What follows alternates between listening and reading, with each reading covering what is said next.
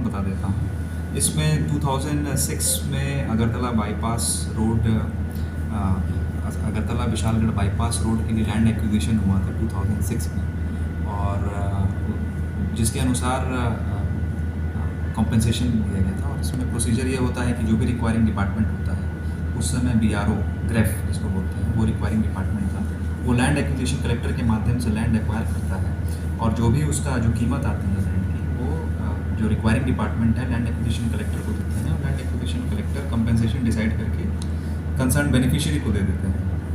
तो ये केस 2006 में एक्वायर हुआ था, और 2008 में 5.06 एकड़ का जो कंपेंसेशन आता है 2008 में 28.22 लाख रुपीज़ जिस पार्टी से लैंड एक्वायर किया गया था अनिल प्लांटेशन, उसको प्रोवाइड किया गया था। लॉ में ये भी प्रोविज़न है कि यदि वो इंडिविजुअल कॉम्पेंसेशन से सेटिस्फाइड नहीं है तो वो अपील कर सकते हैं। तो इसमें अपील हुआ, और फाइनली इसका जो अमाउंट है अलॉन्ग विद द इंटरेस्ट ये 5.55 करोड़ आया। और इस दौरान लैंड एक्विजिशन कलेक्टर जो कि ADM सिपाही जिला ने जो रिक्वायरिंग डिपार्टमेंट है, जो प्रोसीजर है, उनसे फंड मांगे। 9 रिमाइंडर लेटर्स दिए गए थे उनको। रिक्वायरिंग डिपार्टमेंट ऑनरेबल हाईकोर्ट के पास भी गया, लेकिन ऑनरेबल हाईकोर्ट ने रिक्वायरिंग डिपार्टमेंट जैसे BRO को बोला था 2 महीने में फंड जमा करने के, और कहीं भी ऐसा ऑर्डर में लैंड एक्विजिशन कलेक्टर को डायरेक्शन नहीं दिया गया था कि वो अपनी तरफ से फंड देंगे। हाउएवर 30 जुलाई को लर्नेड LA जज ने जो लैंड एक्विजिशन कलेक्टर है हमारे ADM साहब के ऑफिस को अटैच करने का आदेश दे दिया गया था, और 12 अगस्त को ये ऑफिस को अटैच कर दिया गया। चूँकि लैंड एक्विजिशन कलेक्टर ADM का जिला प्रशासन में बहुत ज़्यादा रोल है, चाहे वो डिज़ास्टर मैनेजमेंट हो, panchayat elections, law and order, development projects, तो इस चीज़ को स्टेट गवर्नमेंट ने काफ़ी गंभीरता से लिया। और इस केस में माननीय मुख्यमंत्री जी का जो ऑफिस है, चीफ सेक्रेटरी सर, ये लोग पर्सनली इस इशू को मॉनिटर कर रहे थे। और इस जो ऑर्डर जो था इम्प्यून्ड ऑर्डर डेटेड 30 जुलाई के को स्टे करने के लिए हम लोगों ने अप्रोच किया। तो state government has approach the honourable high court of Tripura, और सेंसिटिविटी को समझते हुए ये अर्जेंट बेसिस पे ये रिट फाइल किया गया।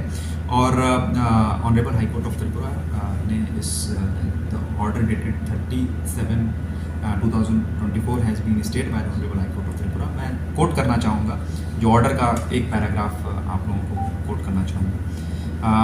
It is submitted that the LA collector is only a facilitator in the acquisition of the property.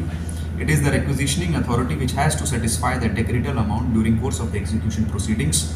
However, without appreciating the issue, the movable and immovable properties of the office of the judgment debtor has been attached by the learned LA judge. Thereafter, unquote, उसके बाद last paragraph ये बोलता है, and I quote, in the meantime the operation of the impugned order dated 30/07/2024 so far as it relates to attachment of the movable immovable properties of the LA collector petitioner shall remain stayed. तो जो 30 जुलाई का जो order था उसको stay लगा दिया गया। That means कि जो LA कलेक्टर का जो ऑफिस है उसको अभी अटैच नहीं किया जा सकता है जब तक इसकी हियरिंग चल रही है। और अभी इसकी नेक्स्ट हियरिंग जो है 12 सितंबर को दिया गया है, जिसमें जो सेकंड पार्टी है रेस्पोंडेंट्स के रूप में अनिल प्लांटेशन जो बेनिफिशियरी था, जिनका लैंड था, और BRO grief union of India को 12 तारीख को हियर किया जाएगा। तो इस मौके में मैं आप लोगों के माध्यम से मैं धन्यवाद भी देना चाहूँगा राज्य सरकार का, माननीय मुख्यमंत्री महोदय का, चीफ सेक्रेटरी सर का, हमारे सेक्रेटरी रेवेन्यू, और जो हमारे लर्नेड गवर्नमेंट एडवोकेट जनरल साहब महोदय, लॉ सेक्रेटरी महोदय, जिन लोगों के सभी के कोऑर्डिनेशन से, हमारे ADM साहब, इन सभी के कोऑर्डिनेशन से इसको इमीडिएटली जो ऑर्डर को जो इम्प्यून्ड ऑर्डर है उसको स्टे लगाया गया ताकि ऑफिस को दोबारा खोला जाए, और जो रूटीन सर्विसेज होती है, जो एसेंशियल सर्विसेज होती हैं, उसमें कंटिन्यूटी को मेंटेन किया जाए। धन्यवाद सर। एक क्वेश्चन था